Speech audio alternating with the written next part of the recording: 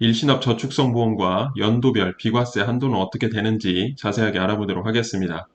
먼저 일시납 저축성보험이라고 하면 계약자 한 명당 납입할 보험료 합계, 즉 계약자가 가입한 모든 저축성 보험 계약 중 월 적립식 저축성 보험과 종신형 연금은 제외한 보험료 합계액이 2017년 3월 31일까지 체결하는 보험 계약의 경우에는 2억 원, 2017년 4월 1일부터 체결하는 보험계약의 경우에는 1억 원 이하인 저축성 보험을 말하는 것입니다.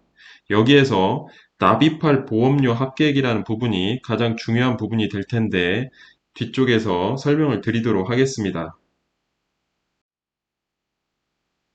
이어서 보도록 하겠습니다. 다만 최초로 보험료를 납입한 날로부터 만기일 또는 중도 해지일까지 기간은 10년 이상이지만 납입한 보험료를 최초 납입일로부터 10년이 경과하기 전에 확정된 기간 동안 연금 형태로 분할하여 지급받는 경우는 제외한다고 하였습니다.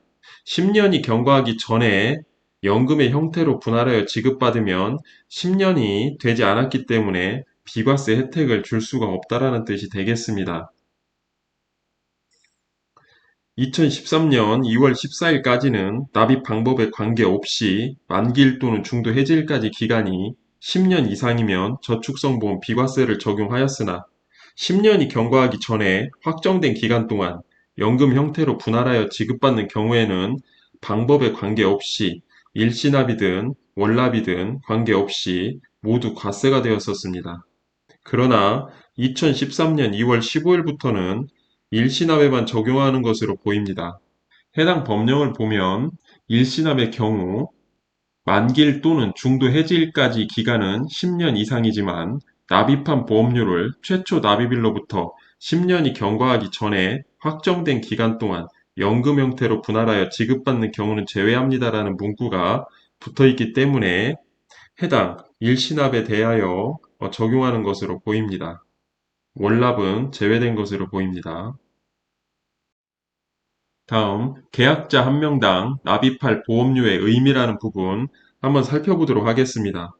만약에 현 시점 1억 원 한도일 경우, 일시납의 경우가 되겠습니다. 1억 원 한도일 경우 2억 원을 일시납 저축성 보험에 가입을 하게 되면 해당 계약은 과세가 되는 것입니다.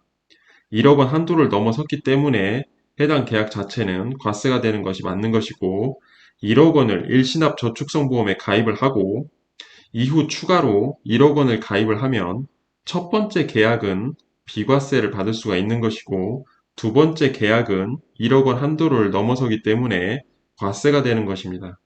결국 해당 한도를 넘도록 영향을 주는 계약권 자체는 과세가 되는 것이 맞겠습니다.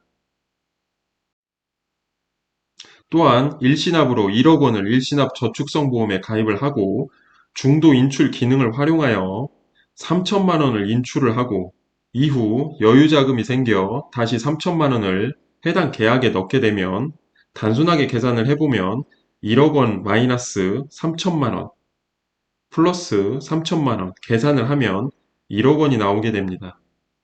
이 1억 원은 한도 1억 원에 문제가 없다고 생각할 수 있겠으나 분명 계약자 한 명당 납입할 보험료라는 표현을 하였기 때문에 현 상황은 최초 납입 1억 원, 여유자금 납입 3천만 원, 합 1억 3천만 원으로 한도 1억 원을 넘겨 해당 계약은 과세가 되는 것이 맞겠습니다.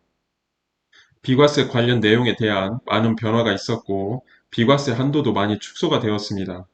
컨설팅 또한 다양한 방법을 통하여 진행되어야 할 것으로 보입니다. 해당 내용은 단순한 예시일 뿐 상황에 따라 모든 내용들은 달라질 수 있기 때문에 반드시 상담을 통한 판단이 필요할 것으로 보입니다.